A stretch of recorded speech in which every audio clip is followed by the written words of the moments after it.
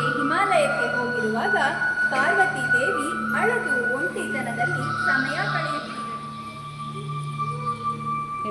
ಒಮ್ಮೆ ಅವರು ಸ್ನಾನಕ್ಕೆ ಸಿದ್ಧರಾದರು.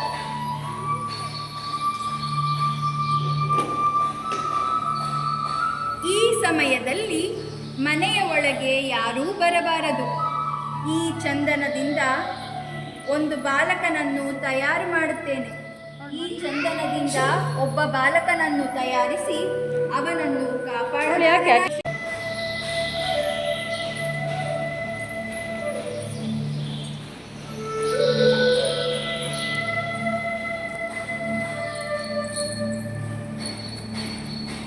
ಇವನೇ ನನ್ನ ಮಗ.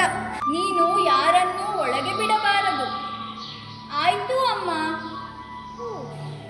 ಶಿವನು ಮನೆಗೆ ಬರುತ್ತಾನೆ. ಕೆಲವೇ ದಿನಗಳ ನಂತರ ಶಿವನು ಹಿಂದಿರುಗಿದ. ಆತನು, ಶಿವ, ಬಾಗಿಲು ತೆರೆ.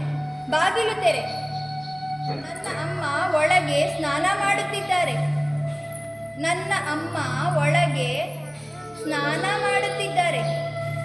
ನಾನು ಯಾರನ್ನೂ ಒಳಗೆ ಬಿಡುವುದಿಲ್ಲ. ನಾನು ಈ ಮನೆಯ ಮಾಲೀಕ. ನನ್ನನ್ನೇ ಒಳಗೆ ಬಿಡುವುದಿಲ್ಲವೇ?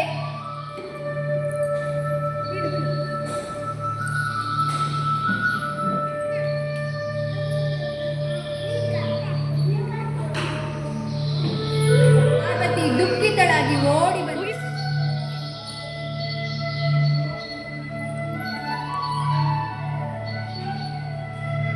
ಈತನು ನನ್ನ ಮಗ.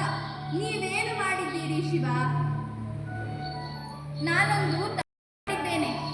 ಈತನಿಗೆ ತಲೆ ಸಿಗಬೇಕು. ಗಣಗಳೇ, ಹೋಗಿ ಉತ್ತರ ದಿಕ್ಕಿಗೆ ಮಲಗಿರುವ ಒಂದು ಪ್ರಾಣಿಯ ತಲೆಯನ್ನು ಕತ್ತರಿಸಿ ತನ್ನಿ. ಗಣಗಳು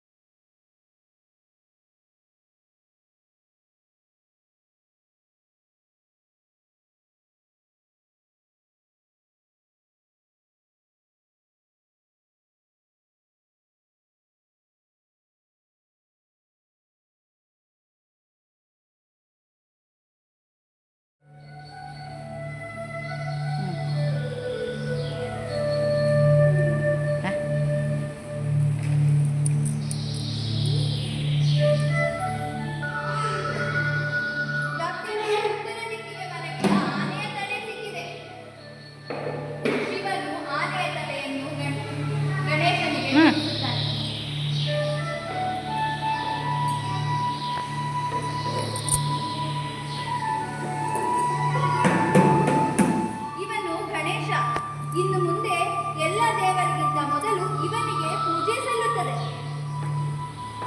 ಧನ್ಯವಾದ ಶಿವ. ನಿಮ್ಮಿಂದ ನನ್ನ ಮಗನಿಗೆ ಮತ್ತೆ ಮರುಜನ್ಮ ಸಿಕ್ಕಿದೆ. ತುಂಬಾ ಸಂತೋಷವಾಯಿತು.